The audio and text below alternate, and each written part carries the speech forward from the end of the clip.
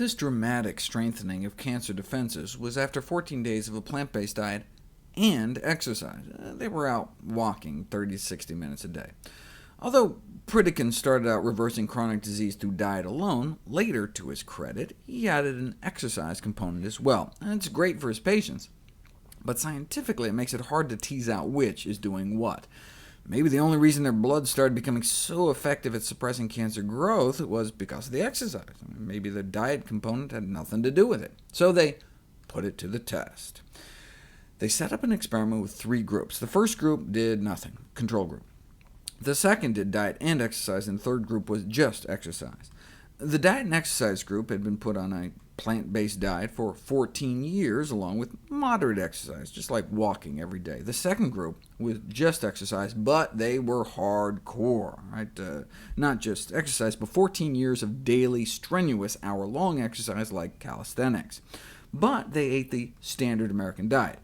In fact, they were actually overweight. They'd been killing themselves in the gym every day for 14 years, and still their BMI averaged 26.5, whereas those on the Plant Strong diet were ideal body weight. But let's see who's better at fighting cancer. The researchers wanted to know, if you exercise hard enough, long enough, can you rival some strolling vegans?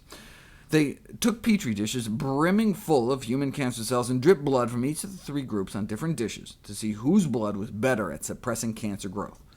What do you think they found? Whose blood was better at killing cancer cells? This is a graph measuring cancer cell apoptosis, or programmed cell death. Cancer cells programmed to commit suicide. It's one way our body gets rid of cancer cells. Basically, our immune system taps them on the shoulder and says, look, you know there's only one way this is going to end, don't you? Well, you take the honorable way out. It'll be quicker, easier. If they start the chemo and everything, it's going to get messy. Take the easy way out and just kill yourself, which our immune system is sometimes capable of convincing cancer cells to do. Here's the blood of the control group. Not very persuasive. Cancer's like, take your programmed cell death and shove it. And as we saw before, here's the effect of the blood of those in the Pritikin group. After 14 years on a plant-based diet, you can bet their bloodstream was clearing cancer cells left and right.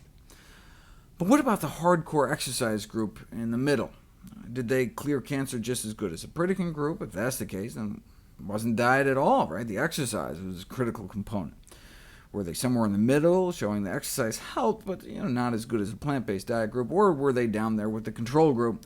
Maybe exercise helped with other things, but just not at killing cancer. And what they found was this. Exercise helped, no question, but literally 5,000 hours in the gym was no match for a plant-based diet. Here's an actual photomicrograph of the cells in the control Petri dish, stained so they release light when they die.